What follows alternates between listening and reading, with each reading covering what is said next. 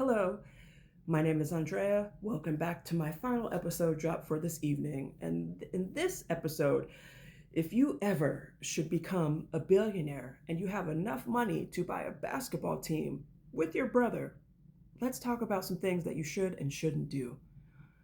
First, you should acknowledge why that team was for sale. And I do believe he did that. He did as he did his media tours after he purchased the team, he acknowledged all the issues that were going on within the organization, and he stood on a podium and said he was going to fix everything and turn everything around. I'll give you one guess as to whether or not he did that. But if you should ever become a billionaire and can afford a franchise, you should follow up on the things that you say that you're going to do. And then, when someone gets wrongfully terminated from your organization due to racism, bias, and discrimination, and retaliation, all of which are against employment laws and things of that nature, you should probably do right. What shouldn't you do? Well, you definitely shouldn't go in front of every media outlet that you should get a chance to get in front of, whether it's media day or on a podcast. You shouldn't say that the person suing you is only doing it for a money grab. You should say something like, "We don't condone those behaviors here within this organization. And this organization, we strive to do X, Y, and Z." But what you shouldn't do is dismiss that person before you know what documentation they have and say that it's just a money grab.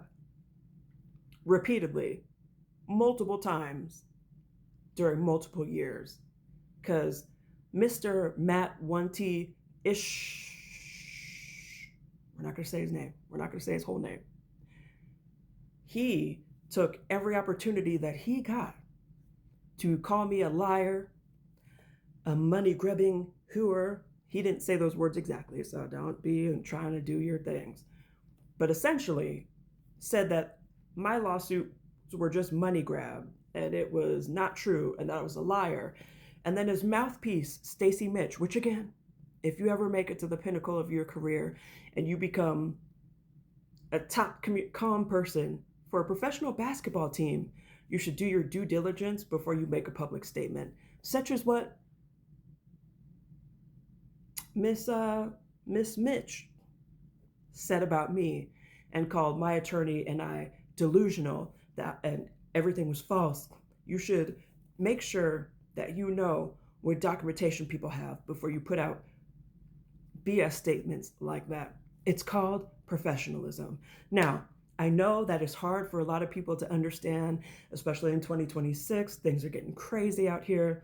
But if you are at the top and you're in the C-suite or you're a senior vice president, professionalism should be in your toolkit. But I digress. You should also let the public know that you take the complaints serious, because Mr. Matt Wente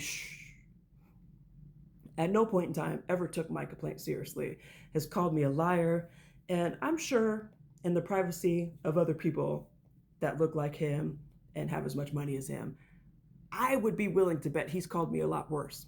And do you think I care? No. No, I don't. And I'm still here fighting for myself because I saw people's real tears. I heard people talk about real trauma that they experienced at the hands of leadership or just coworkers in general. I was excited to start working there because I thought I was going to be part of the solution.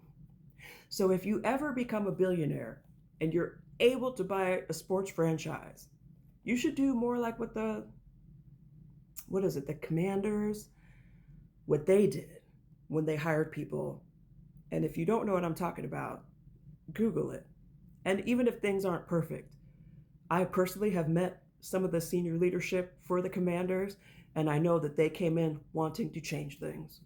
But out here in Phoenix, Arizona, the owners of the Phoenix Suns and Mercury didn't want to change anything and have not taken this process seriously, which is why I will continue to be here despite the death threats and the racial slurs and being called a liar, because I believe in one thing, and that is telling the truth and treating people decently.